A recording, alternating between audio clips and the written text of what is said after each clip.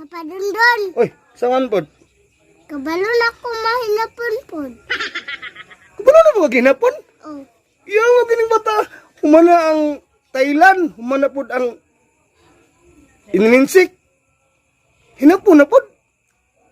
Kulba, kining bata. Sige, anong, unsa man doon ang hinapon? Basta laylay. Hinapon na. Anay?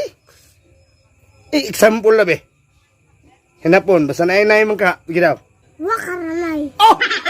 Mau din na hinapon na eh. Wakaranay? Yun eh. Sige, tanon ta ka ha.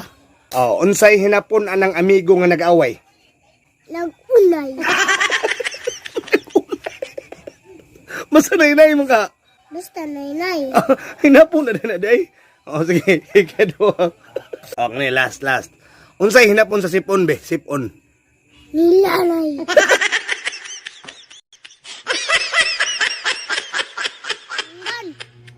Kabalokog Thailand. Sa mukan ni mo ikatugon ko ba? Unsa?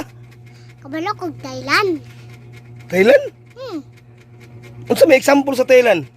Basta naikap Thailand na. Basta na ikap? Example daw. Sawarikap. Thailand din na.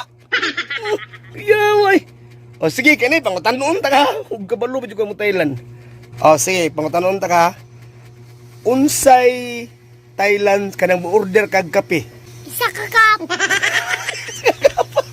Mo na. Basta na ikap, isa ka kap. O sige, kinahin na pa. Kini, unsay Thailand kanang muadto kag barangay kanang nakay kinanglanon? Ayuda kap.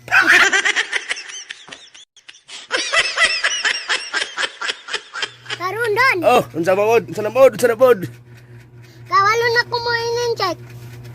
Kabalo ko mo ninsik? Oo. Agay gahapon unsa to Thailand? Oh, Thailand. Awag ni bata ag tirada eh. Rio kig stepping ba. Basta nawang in-check na. Wang? Oh. Basta na iwang insik na siya. Oh. Yeah, sige. Pagkatanon ta ka. Oh. Insik mi juga daghan na din mo natuan nga lugar eh. Sige.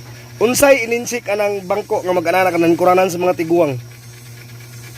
Tuwang-tuwang. Basta na-check. Basta sa iwang insik na. Oh. Okay ni. Para sa kuha, akong edad 43 na. O, unsay ininsik nako? Tiguang.